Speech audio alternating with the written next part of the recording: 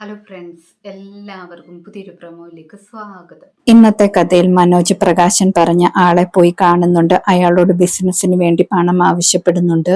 പണം കൊടുക്കുന്ന ആൾ പറയുന്നുണ്ട് പണമിടപാടിനായിട്ട് എന്തെങ്കിലും ഈടായിട്ട് തരണമെന്നൊക്കെ.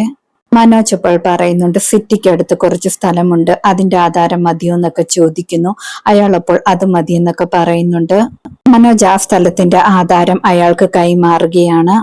അതേസമയത്ത് ജഗനും വന്ദനയും വന്ദനയുടെ വിവാഹം മുടക്കുന്ന കാര്യത്തിൽ ഒരു ധാരണയിലായതിനു ശേഷം വന്ദന വീട്ടിലേക്ക് വരുന്നുണ്ട്.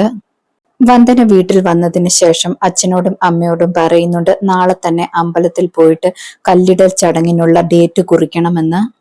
ശേഷം കാണിക്കുന്നത് ചന്ദ്രികയും മാധവനും വന്ദനയും അമ്പലത്തിൽ പൂജാരിയെ കാണാൻ വന്നിരിക്കുന്നതാണ്. ഇവരുടെ കൂടെ ജഗനും ഉണ്ടായിരുന്നു. പൂജാരി സമയം കുറിച്ച് കൊടുക്കുന്നുണ്ട്. മാധവൻ അത് ഒരുപാട് സന്തോഷത്തോടെ കയ്യിലേക്ക് വാങ്ങുന്നു.